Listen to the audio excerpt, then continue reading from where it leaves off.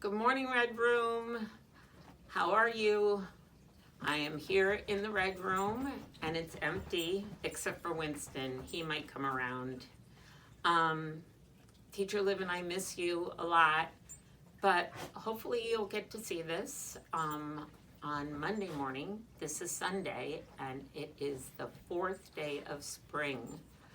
And you can see I brought some beautiful forsythia in from our forsythia bushes. All of the flower buds have bloomed on one of them, but one of them hasn't finished yet. Have you seen any when you've gone outside on your walks? I hope so. What other kind of flowers have you seen? I was thinking maybe this morning we could start with our morning verse together. Is everybody ready? Here we go. Good morning, dear earth. Good morning, dear sun. Good morning, dear flowers. And the fairies, everyone. Good morning, dear animals. And the birds in the trees. Good morning to you. And good morning to me. Be kind, be caring, be careful in everything you do. Our friends, our family, our school, and earth depend on me and you. So, this morning I brought one of my favorite books to read. You're going to notice something kind of funny. Do you see this picture on the book? And do you see the picture on the shirt I'm wearing? Don't they look kind of similar? It's because they were drawn by the same artist. Her name is Kiki. She's a very famous artist. My shirt says, "My head is full of children." And that's because I am thinking about all of you guys all the time. So my head is just full of thinking about you guys. This story is called My Head is Full of Colors. It was written by Catherine Friend and illustrated by Kiki.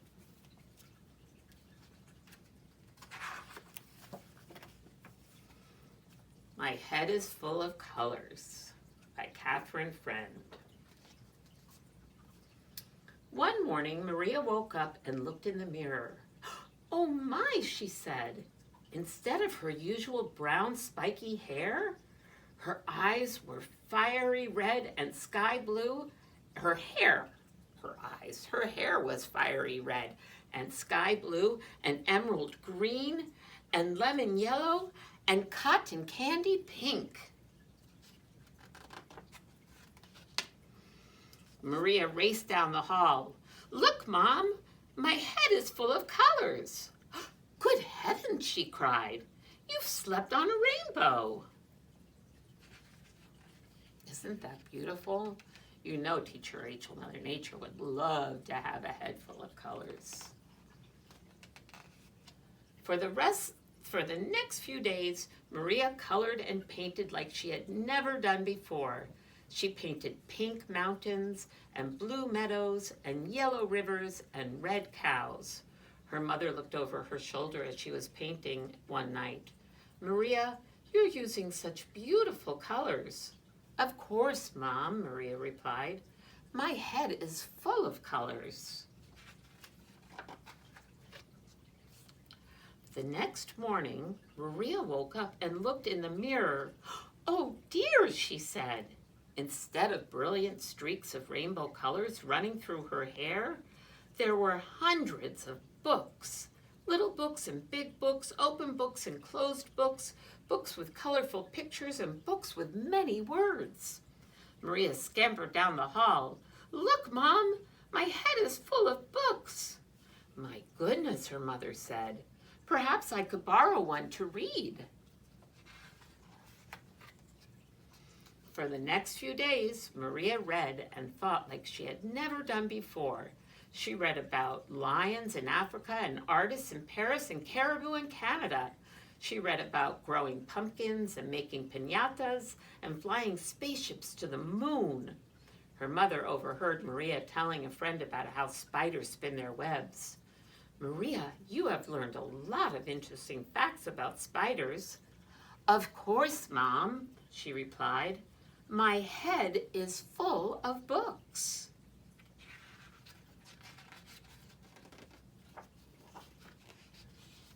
A few days later, Maria woke up and looked in the mirror.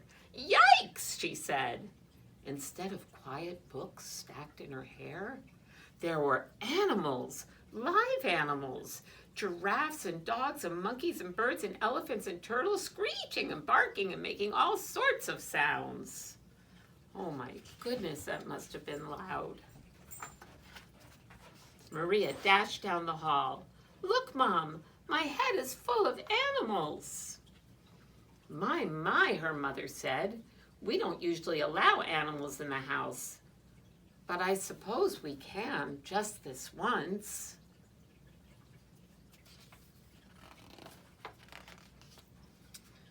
For the next few days, Maria attracted animals as if she were a zookeeper at feeding times.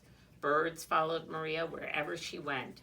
Cats jumped up onto her lap whenever she sat down. Squirrels ran alongside her on the sidewalk. Her mother watched her safely escort a turtle back to the pond. Maria, you are so gentle and kind with animals. Of course, Mom, Maria replied. My head is full of animals. That would be a big responsibility, don't you guys think? The following morning, Maria woke up and looked in the mirror. Wow, she said. Instead of animals roaming through her hair, rows and rows of people smiled and waved to her in the mirror. Young people and old people, short people and tall people. Maria scurried down the hall. Look, Mom, my head is full of people. Gracious me, her mother said. Well, you had better ask them to stay for breakfast.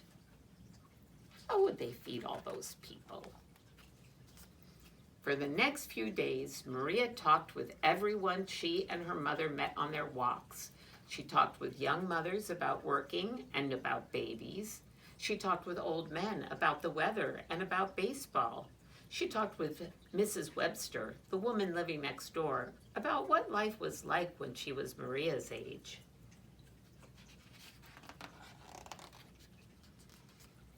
That was very nice of you to spend time talking with Mrs. Webster. She gets lonely sometimes, Maria's mother said.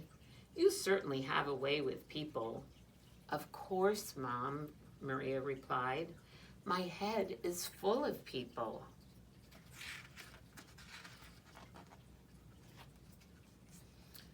Then one morning, Maria woke up and looked in the mirror and said, nothing. Because there was nothing in her hair. No colors, no books, no animals, no people, just plain brown spikes. Maria shuffled down the hall, sobbing. Mom, she whispered, my head is empty. There's nothing there. She threw herself into her mom's arms. Maria's mother held her by the shoulders and looked at her. No, dear, there must be something wrong with your mirror. Your head is full of colors and books and hippopotamuses and dancers. There's a little girl on a pony reading a book and a man with 2 llamas by his side and a set of bright red encyclopedias. It's amazing how all of that fits in your head. Maria ran back to her mirror and looked at herself very hard. She frowned, and she squinted, and she wrinkled up her nose. All I see is my old brown hair, she said to the mirror. But then, I still like bright colors, and books, and animals, and people.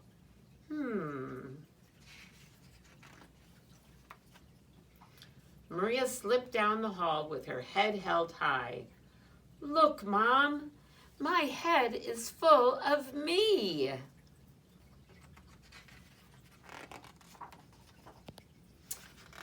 And that was the end.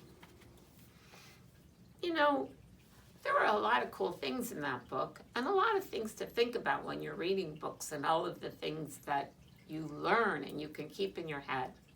But one thing I thought about in that book is right now when we have to spend a lot of time inside, it's nice to think about maybe our neighbors who maybe are spending time inside by themselves.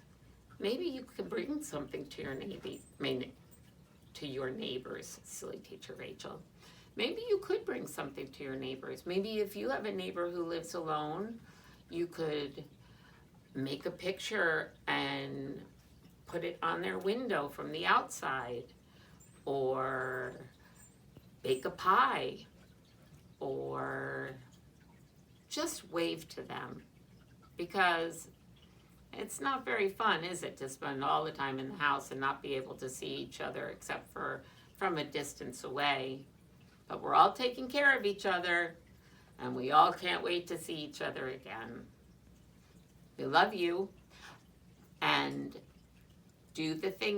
try doing the things that we're sending to you in our emails. By the way, do you know that CJ's mom sent us a picture because they did the shadow experiment.